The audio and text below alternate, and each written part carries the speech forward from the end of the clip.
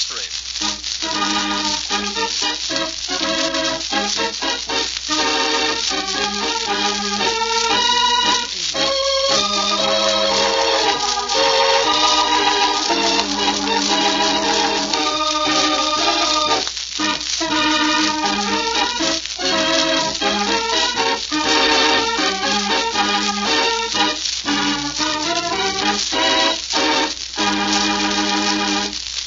You've got to get it from Uncle John. I need that money like I've never needed anything. Look, Alec, Dad won't just hand me $5,000 like that. But for Pete's sake, Carol, what am I going to do? Shh. I want Mrs. Beeston to hear you. Oh, Mrs. Beeston, that snoopy housekeeper. I don't care who hears me. I've got to have... Carol! There, you fool. She did hear you. In here, Mrs. Beeston. Oh, Miss Carol, something terrible has happened. Your father. Dad, what is it, Mrs. Beeston? What's happened? In the library. Your father. He's just been shot. The room is just as you found it. You haven't touched a thing. That's right, Inspector. Everything is just as it was. You three were the only ones in the house, I understand. Yes, just Alec, Mrs. Beeston, our housekeeper, and myself. I see. Come out here for the weekend, young man? Why, no. Carol and I had a little business. Mrs. Beeston, I understand you discovered the murder. Yes. I was just going upstairs when I heard voices in the library. I hesitated a minute because I didn't know Mr. Ormsbury had a visitor. And then I heard the shot. I ran in just as a man was jumping over the railing of the patio. Mr. Ormsbury was dead. And this gun, you say, was lying just outside that French window on the patio? Yes, Inspector. The window was opened. And when I went to close it, I saw the gun. I see.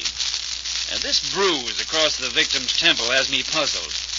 If there was no struggle, and there are obviously no signs of one, where did the bruise come from? Oh, I think I can explain that, Inspector. When I first ran in, my first thought was to get Mr. Ormsbury to that couch. I just had lifted him out of the chair, and the horrible sensation ran through me that he was dead. I let go suddenly, and his face fell hard against the desk. When I picked him up, his forehead was bruised. I see.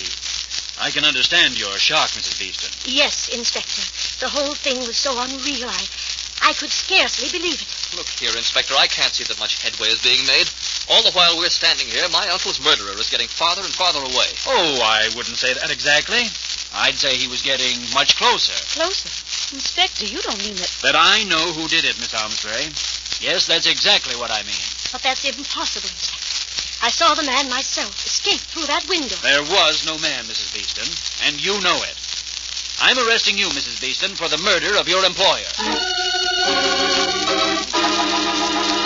Why did the inspector arrest Mrs. Beeston? Do you know the clue? In a moment, we'll have the solution. But first...